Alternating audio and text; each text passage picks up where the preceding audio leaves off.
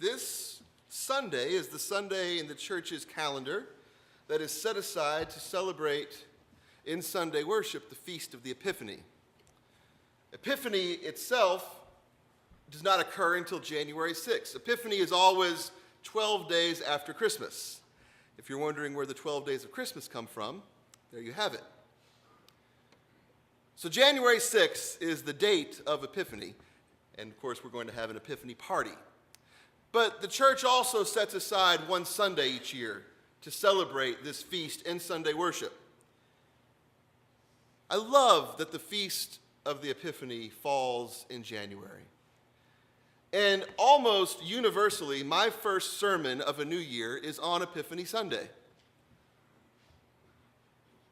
It's so fitting that the church celebrates Epiphany at the beginning of a new year. What are we typically doing about this time of year, besides recovering from last night? What are we typically doing here at the first of the year? Contemplating how 2017 is going to finally be different. How this year is going to be different from all the years that came before. Some of us even are foolish enough to make resolutions. Any resolutions this year? Anyone broken theirs already? This is the time of the year when we reflect on what we would like to see change in our lives this year. What we can do to make this year better, whether it be in terms of our personal habits, our health, our prosperity, whatever the case might be. This is the time of year when we reassess our priorities, set our goals for the coming year, and pledge to ourselves that this year is going to be different. And so it's fitting that we have this story to reflect on as we plan our new year goals and resolutions. It's fitting that we have this story of the wise men as a meditation and reflection to guide us as we plan our coming year. These wise men, I always end up saying three wise men. Of course, if you were listening carefully in the gospel reading, you'll notice that there are three gifts, but no mention of how many wise men there are. Could have been 3, could have been 30, who knows? We'll go with 3, though. That's a good number. These 3 wise men who come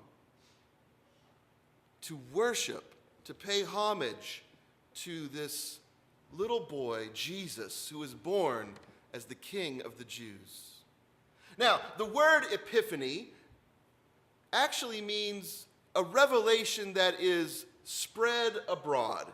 That prefix epi, you've heard it in other contexts, like epicenter is the center of something that is spreading outward. That's the only epi word I can think of right now, but I'm sure there are others. But epiphany is the same type of concept. Epiphany is the revelation of Jesus Christ out into the world. And so this celebration of the 3 wise men, this story of the wise men coming from the east to Bethlehem to see this newborn king, is a way of talking about God's revelation of God's self to all the world, not just to the people of Israel, but to the Gentiles as well, to all the peoples of the earth. You noticed our opening collect this morning praise this idea. O God, by the leading of a star, you manifested your only Son to the peoples of the earth. Epiphany is the feast where we meditate on God's self-revelation to everyone, all the peoples, everywhere on the earth. Jesus is born as the Messiah. And of course, the Messiah, that idea has very specific meaning for the people of Israel, for the Jewish people. The Messiah is the one who will come and break the chains of bondage, lead the people of Israel out of oppression and captivity into freedom, reestablish Israel in its appropriate place in the world. That's what the Messiah's job will be. But Jesus, the true Messiah, reveals that God's mission is not just to the captive people of Israel. God's mission is through Israel to all the world. The revelation of the star to the wise men of the Orient is God following up on God's promise to save all the earth through Israel. Jesus is the Messiah not just for the Israelites, but for all people. And this Epiphany feast, where we celebrate the coming of the Magi to worship the newborn King, revels in that reality. I want to talk a little bit about the kings this morning, these wise men who come from the east. I was actually shocked to discover, as I was preparing this sermon this week, something in this story that I had missed over and over again. I've read this story countless times, but in my head, I just kind of had it wrong. I want to read from verse 10. When the wise men saw that the star had stopped, they were overwhelmed with joy. On entering the house, they saw the child with Mary, his mother, and they knelt down and paid him homage. Then, opening their treasure chests, they offered him gifts of gold, frankincense, and myrrh. Now, in my mind, as I reflect on this story, I read it over and over again all my life, but in my mind, in the story as it plays out in my mind, the wise men come to Bethlehem, they see the star, they go into the house where Jesus and Mary are, and they immediately say, "Here's your stuff. We brought presents." I had missed this very, very important detail. On entering the house, as soon as they walked into the house, and they saw the Blessed Virgin holding that holy child in her arms, at that very moment, overwhelmed with adoration and joy, they fell to their knees and worshiped the Christ child. Before they did anything else, they fell down in worship.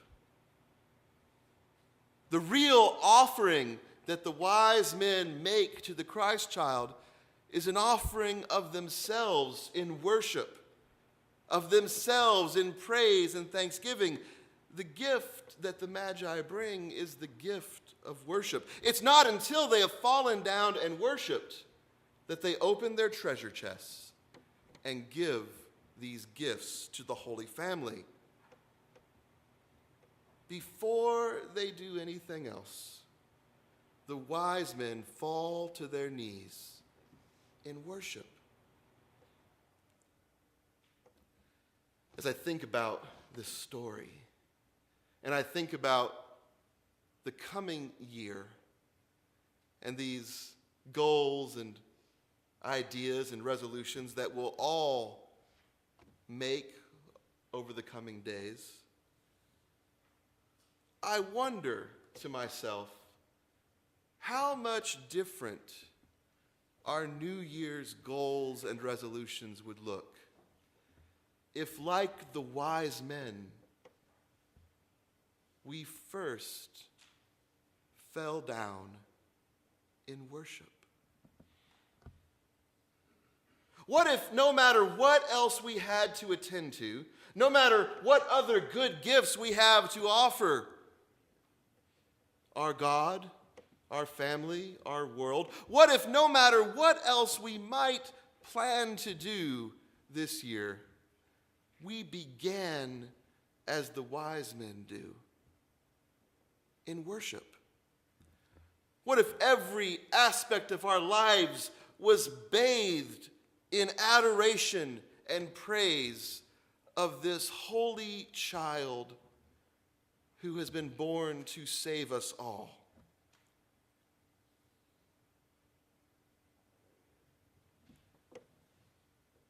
the wise men have their priorities straight. They know what they're looking for. They know who they're looking for. And as soon as they see the holy child and his mother, they fall down in worship, in adoration, and praise. But of course, their journey to Bethlehem begins long before they ever mount a camel and head off across the desert. Their journey to Bethlehem began with their diligent study of the skies and the scrolls, learning and understanding not only their own culture's texts and prophecies and ideas of what the world would look like, but also learning from the vast array of nations around them. They have studied the scrolls of the prophets. They have diligently sought to understand what the prophecies of the coming Messiah might mean. And when they see the star in the sky, they immediately know what it must portend. They're prepared to set out on this journey.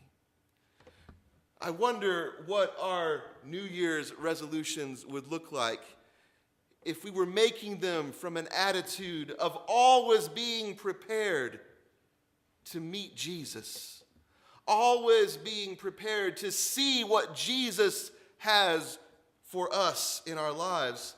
The second half of our opening prayer: lead us who know you now by faith to your presence, where we may see your glory face to face.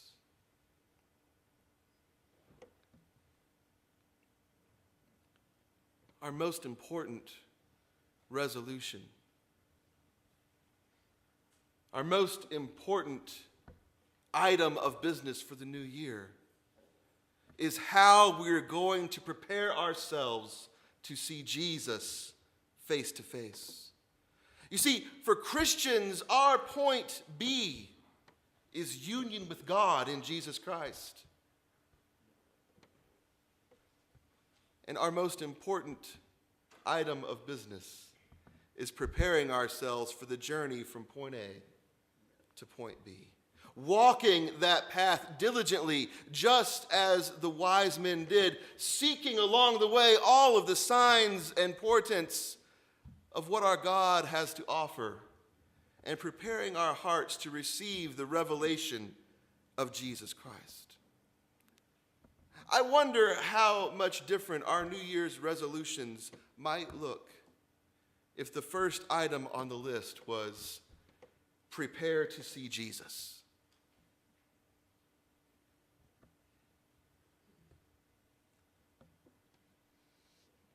Will we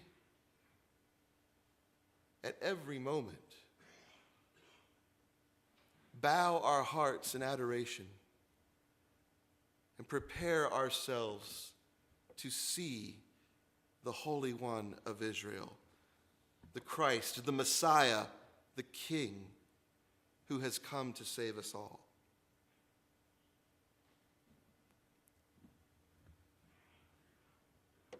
This year, this new year,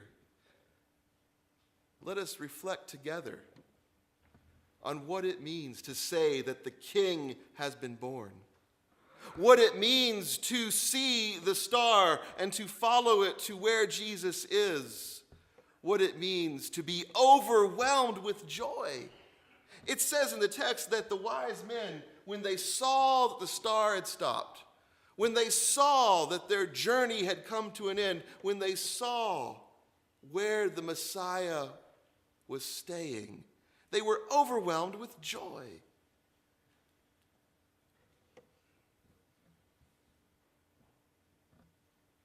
Our new year can be overwhelmed with joy at the presence of Christ.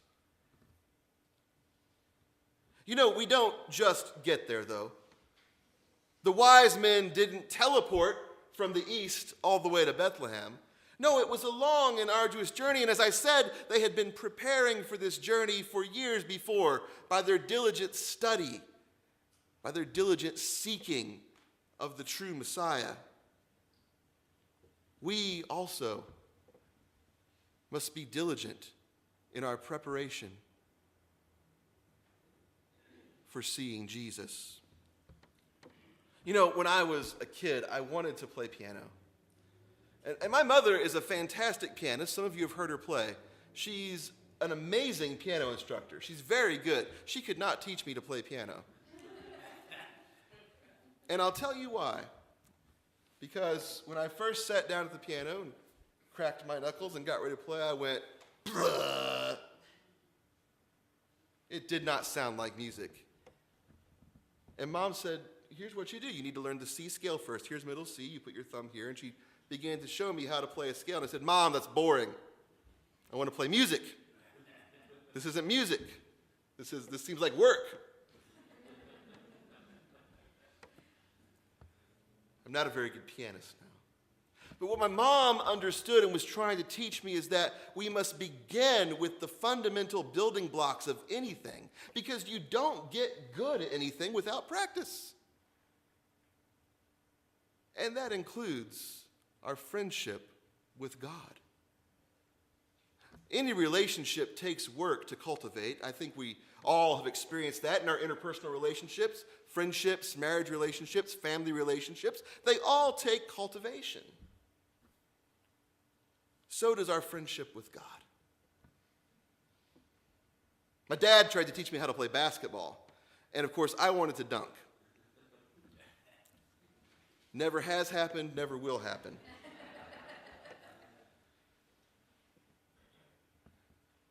Went out to the basketball court. It was very evident I wasn't dunking. I said, okay, fine, I'm short. I'll be a three-point shooter. So I go back to the three-point line. Air ball. My dad says, you need to stand at the free throw line and get your form down. I said, Dad, that's boring. I want to play basketball. Dad said, you have to start with the fundamentals. The Magi started with the fundamentals. They had diligently read and studied and prepared their hearts to recognize the signs of the Messiah. We also must diligently prepare our hearts to recognize Jesus and prepare to see him face to face. May I encourage you, as you plan your 2017, to think about what it will mean to see Jesus face to face, what it will mean to be overwhelmed with joy, and what it will mean to fall down in worship. And let's just practice that. Let's just practice worshiping Jesus. If we begin everything with worship, what will our year look like? I believe it will be blessed, for we will see Jesus and behold his glory face to face. Amen.